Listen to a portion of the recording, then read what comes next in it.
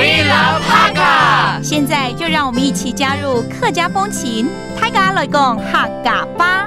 Hello everyone, it's time for another conversational Hakka here on Icrt. Hello， 你好，大家好，我是 Alice Peng。Hello， 你好，大家好，我是 Joseph 林林泽秋 right here with Alice Peng。我们要来教大家哪一个单字？每一次。没错 ，that means every time。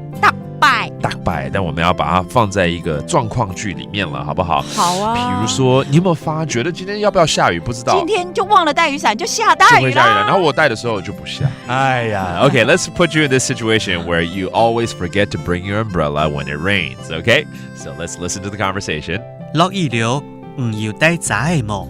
啊，我大拜都唔記得帶。唔是少，哪個獎？哪個獎？我的借你。哦，這麼好啊。那請付錢。Right. Let's break down these phrases right here. Okay, the first line is 下雨了，你有帶雨傘嗎？落雨了。落雨了。唔要帶傘冇？唔要帶傘冇？傘不會是雨傘吧？是的。哦，是哦。雨傘。傘 Okay, that means umbrella actually. 傘 Okay, that's umbrella. 下雨。落雨了。落雨了就落雨了。Right, that means it's raining. 落雨。And 好像那個回復的人有點驚訝啊！我每一次都忘記帶，對不對？啊，我大拜。啊，我大拜。都唔記得帶。都唔記得帶，都會忘記帶，是不是 ？OK， 記得 it means remember， 唔記得 means don't remember， 忘掉了 ，right？OK， 哎呀，別擔心，我的借你 ，Don't worry，I'll lend you mine。唔是少，唔是少，我嘅家，我嘅家，OK， 家就是借了嘛 ，right？ OK，that means to borrow or to lend in this situation，all right？And 別擔心，唔是少，唔是少。Don't worry or so, that means worry, okay? All right, hopefully you will remember to bring your umbrella. So let's review some of the phrases that we taught. The umbrella, 雨伞。在 because it's raining, 下雨。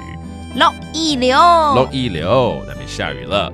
And to borrow or to lend, 借。家 okay? That means to borrow or lend.